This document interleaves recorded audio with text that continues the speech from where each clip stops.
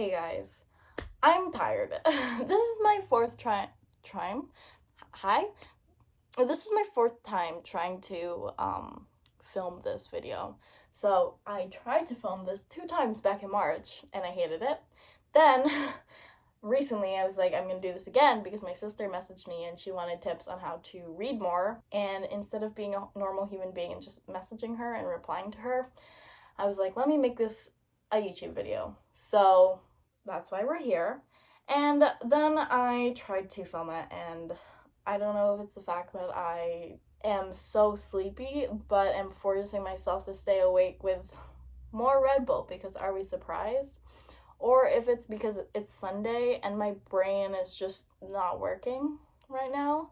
I don't know, but what I tried to film was a disaster. I didn't even have to rewatch it to know that I was everywhere. So we're trying this one more time, and if it doesn't work, I'm giving up for today and we're gonna try another day. Alrighty, so I'm gonna give you guys some tips on how to read more.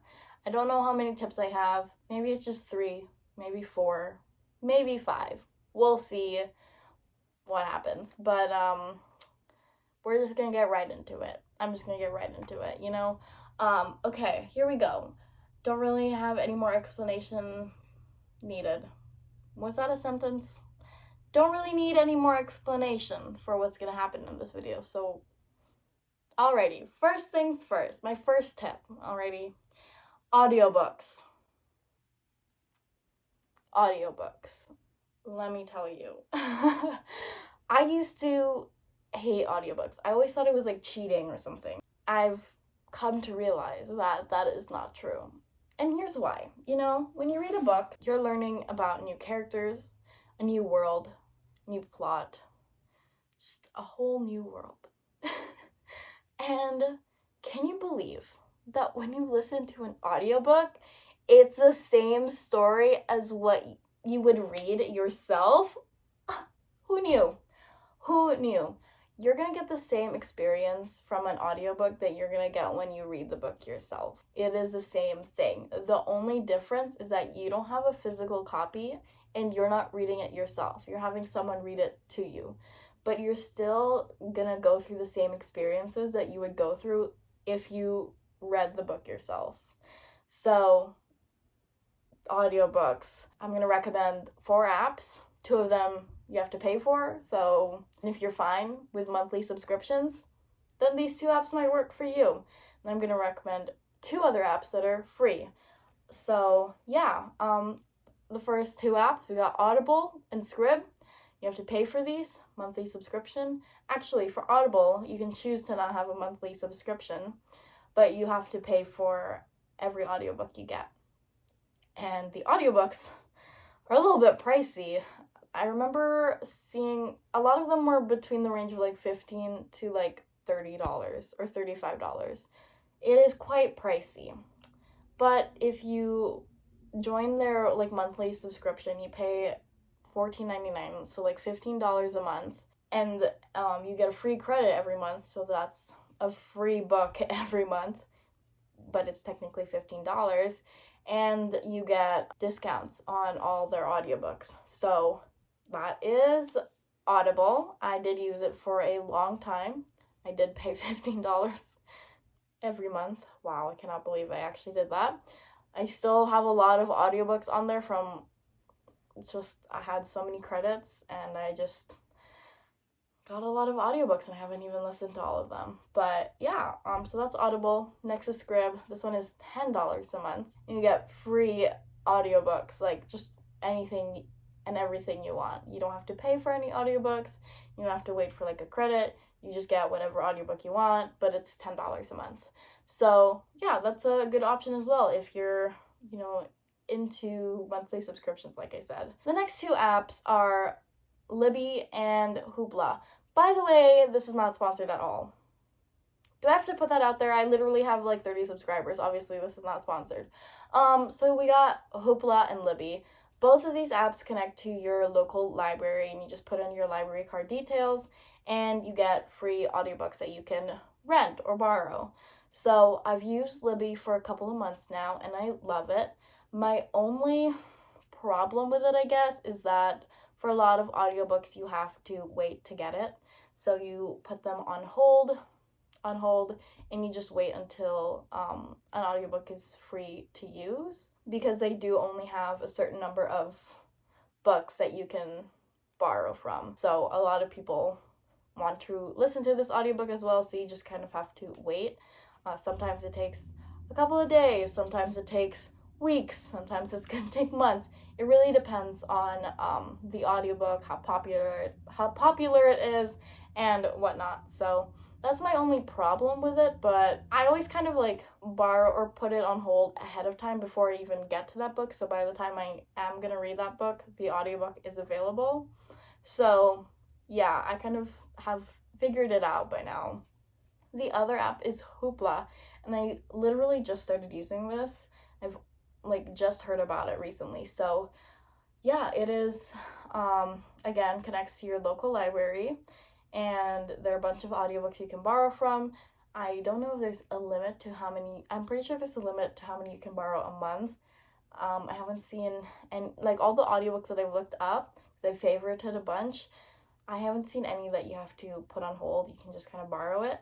So yeah, these are just some cool apps for audiobooks that you can check out. So yeah, I listen to audiobooks when I'm like doing my chores.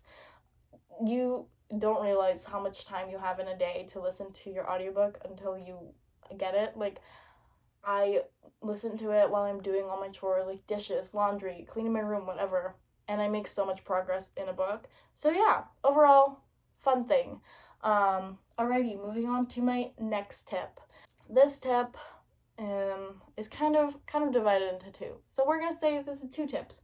My first tip, get Goodreads. I don't know if I have to say anything more. So Goodreads, it is an app, and you can kind of keep track of the books you're reading. You can make a TBR list of all the books you want to read. You can keep track of the book you are currently reading and the progress you're making in that book.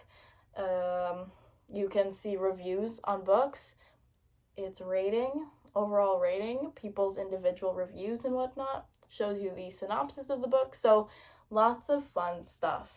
You can set a reading goal for the year on there, and it kind of keeps it kind of keeps track of how many books you've kind of reached for the year and how far you are, if you're on track, if you're a couple books ahead, if you're a couple books behind. So yes, lots of fun. When you're reading a book, you can update the number of pages you've reached, and it just tells you the percentage or kind of where you're at in the book. So that's a lot of fun. And I definitely use it to check out reviews on books whenever I'm at Barnes & Noble or I'm just shopping online, or I see people's recommendations for books. I always check it out on Goodreads to see the overall rating and people's reviews on the book as well. So yeah, I find that super helpful. And my other tip that kind of relates to this is to set a reading goal for yourself. I always set a reading goal, whether it's just how many pages I want to read in a day, how long I want to spend reading this book, how many books I want to read this month, what books I want to read this month, how many books I want to read this year. And I just find it super, super helpful. So just remember, when you're doing this, you're setting this goal for yourself. No one is telling you to do this. You're not going to get a reward for reaching your goal, and you're not going to get punished for not reaching your goal. This is a very, intrinsic motivator. So yeah, I find it super, super, super, super helpful. Whenever I don't reach a goal, or I barely reached my goal, I always take time to look back on, let's say, my month, and I didn't reach how many books I wanted to read that month, or I barely reached how many books I wanted to read that month. I look back to see, what I could have done better, and how I could have managed my time better and my reading better. And then it's just super helpful the next month, because I kind of know my mistakes from the previous month or whatever, and I adjust it the next month. And yeah, it just ends up being a lot better. Since I started doing this in March, I've noticed every month the number of books I read goes up. So it works for me. I find it super, super helpful.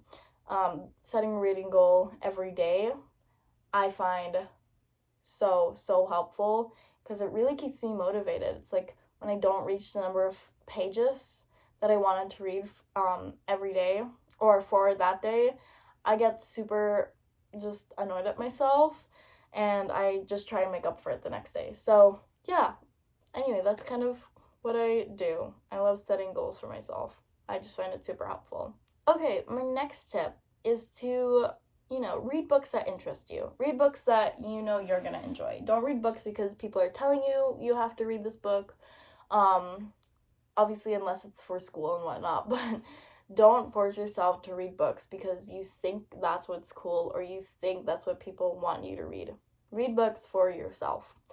I already know what genres work for me and what genres don't.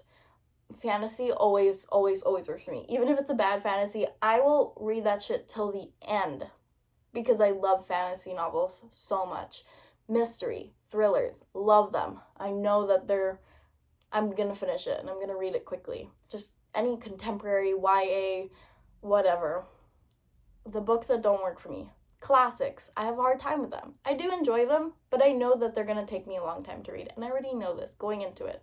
So I always set aside time when I want to read a classic, and I try to read like a classic every month because I feel like throughout my school years, I missed out on a lot of classics because my school never really required us to read classics.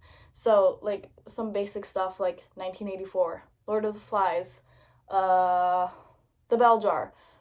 Does the school require that? I don't know. I feel like they should because I feel like it's a really good novel. I haven't read it yet, but I feel like it is. So anyway, yeah, just a couple of classics that my school, Animal Farm, my school never required me to read.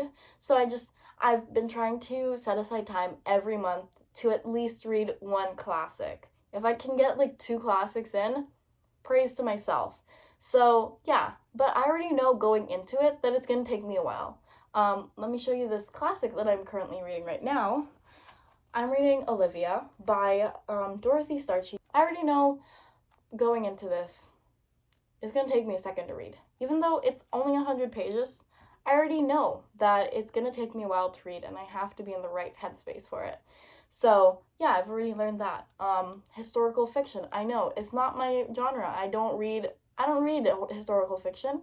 When I do read it, it takes me a really long time to read, and I'm always just not the biggest fan of it. So yeah, that is a genre I know I don't like. Nonfiction, I don't hate nonfiction, I just don't read it a lot because again, I have to be in the right headspace to read nonfiction. I have to be able to sit down and take my time to read nonfiction because there's just a lot more facts to absorb when reading nonfiction. So I know the genres that really work for me and that I know I'm thoroughly gonna enjoy, and the genres that don't really work for me or are just a lot harder to read.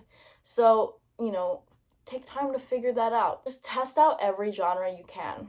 Take a popular book in every genre and just see kind of what works for you.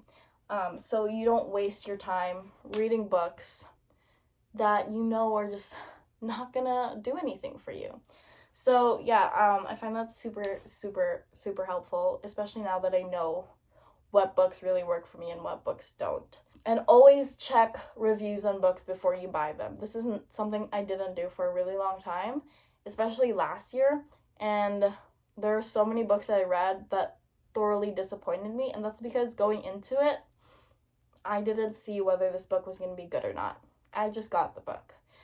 Now I've changed that so that I don't waste my money on books I'm not going to enjoy or books that I know I'm just going to end up DNFing. So yeah, there's one book that I bought last year and I decided to finally read it this year, and I had never seen or heard about this book, didn't check the reviews, and guess what? Ended up DNFing it. So many books that I bought last year or the year before and I've actually taken time to read this year, I have not finished or have not enjoyed it at all because I just didn't check whether this book was going to be worth my time or not. So always check reviews on books before you buy them. My last tip is to work on proper time management and setting aside time in your day to read books. Not gonna lie, during my junior year, my entire junior year and start of senior year, I completely stopped managing my time and